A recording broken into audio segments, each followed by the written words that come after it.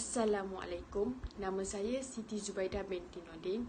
Tajuk kajian saya adalah obesiti dalam kalangan mahasiswa-mahasiswi di Universiti Malaysia Terengganu menggunakan model regasi logistik berganda.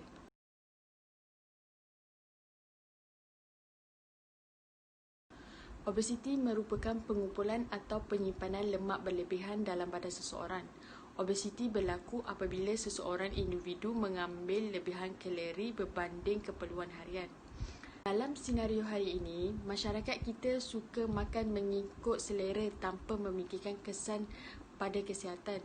Ini disebabkan ramai yang mengamalkan sikap hidup untuk makan. Tabiat suka makan pada lewat malam juga menyebabkan kadar metabolisme rendah dan proses perhadaman menjadi lambat. Kajian kesihatan kebangsaan mendapati bahawa berat badan berlebihan bagi masyarakat Malaysia adalah 29.1% dan obesiti adalah 14%. Penyataan masalah dalam kajian ini adalah: adakah mahasiswa-mahasiswi di Universiti Malaysia Terengganu mengetahui tentang masalah obesiti? Kedua, adakah model regresi logistik berganda boleh diaplikasikan untuk mengkaji faktor-faktor yang mempengaruhi obesiti?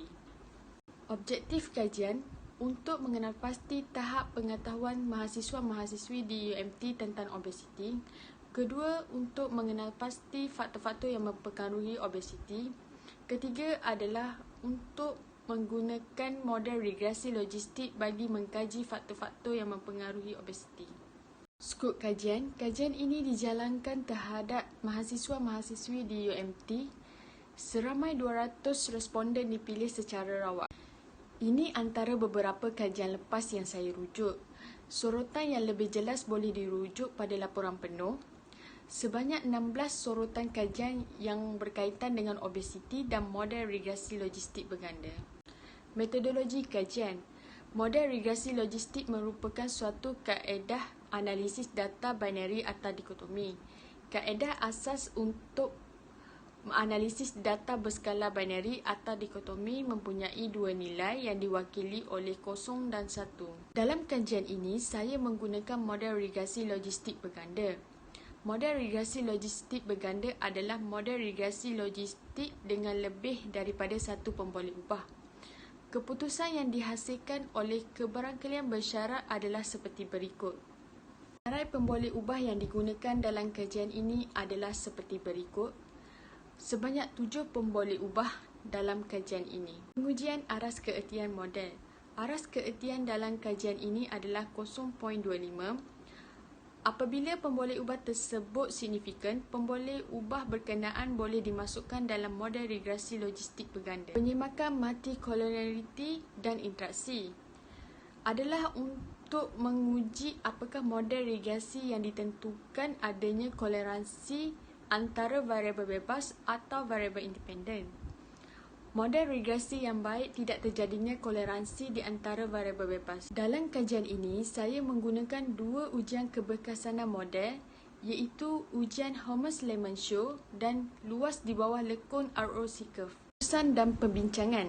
Membincangkan analisis data yang diperolehi dengan kaedah pembinaan model regresi logistik. Sumber data diperolehi daripada soal selidik.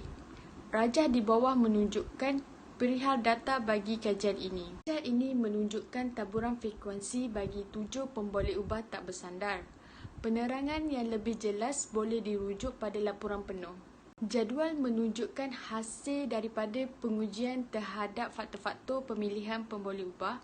Bagi faktor peningkatan restoran makanan segera, nilai P adalah 0.021 iaitu kurang daripada aras keertian. Maka dapat disimpulkan bahawa faktor peningkatan restoran makanan segera adalah sangat signifikan terhadap model. Pada tahap ini, faktor peningkatan restoran makanan segera boleh dimasukkan ke dalam model.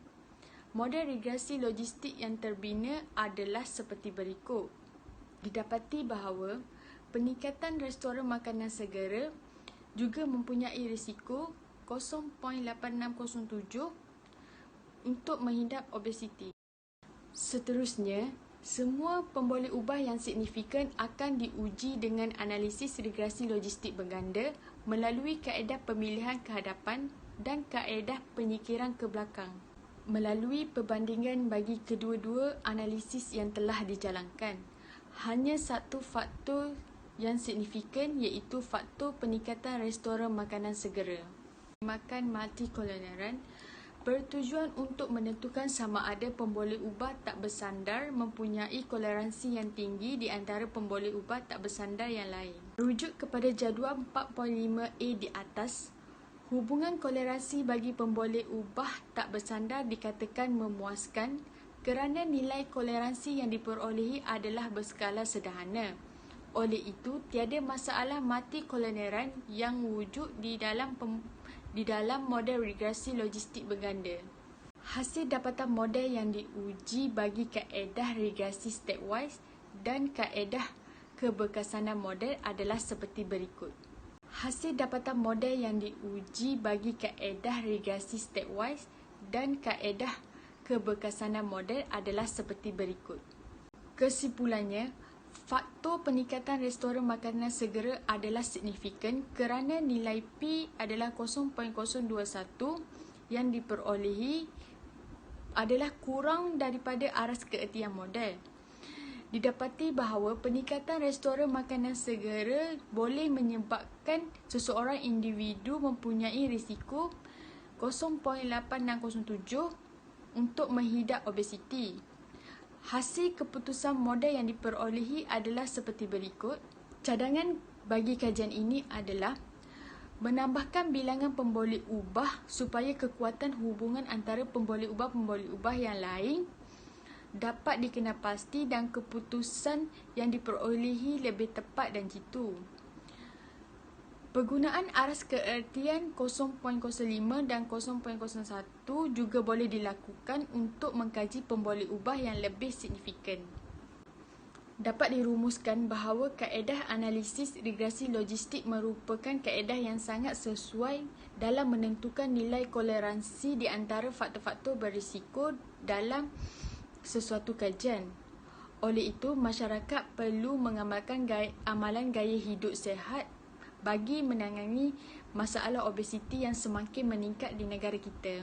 Ini adalah sebahagian rujukan dalam kajian saya.